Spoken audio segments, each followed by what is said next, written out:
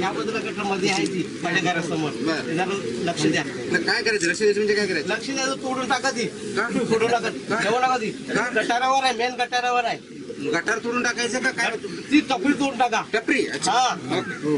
या बघून घ्या.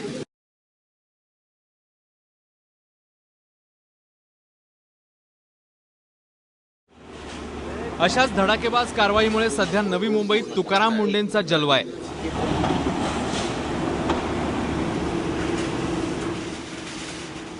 अनधिकृत पार्किंग, अनधिकृत बांधकामं आणि अव्वाच्या सव्वा पैसे लागणारी कामं तुकाराम मुंडेंनी बंद केली आहेत. त्यामुळेच भाजपच्या आमदार मंदा म्हात्रे चांगल्याच खवळल्या आहेत.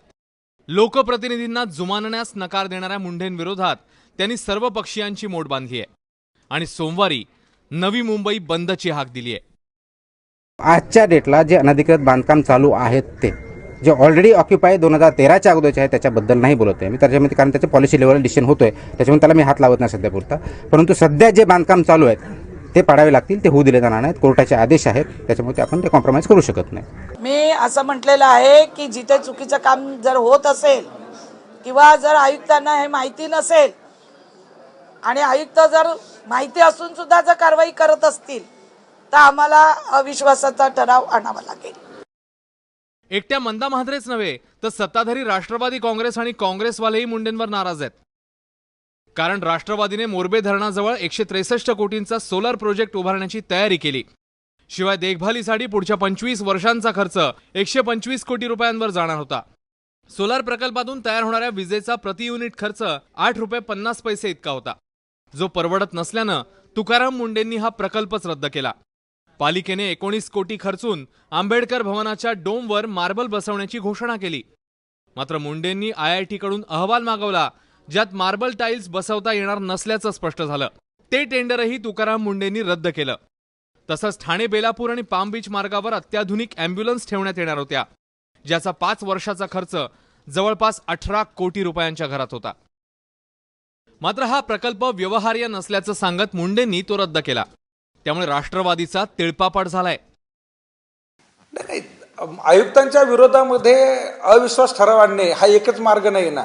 आयुक्तांना त्यांच्या भूमिकेवर विचार करायला लावणे हा एक मार्ग असू शकतो. आणि त्याच्यानंतरही त्यांच्या मनामध्ये जर अशा प्रकारे हे करायचंच नाही, मग ते पूर्वग्रह दूषित असू शकेल. आणि त्याच्यासाठी भरपूर वेगवेगळे मार्ग आहेत. त्या मार्गातून निश्चितपणे प्रयत्न केला जाईल.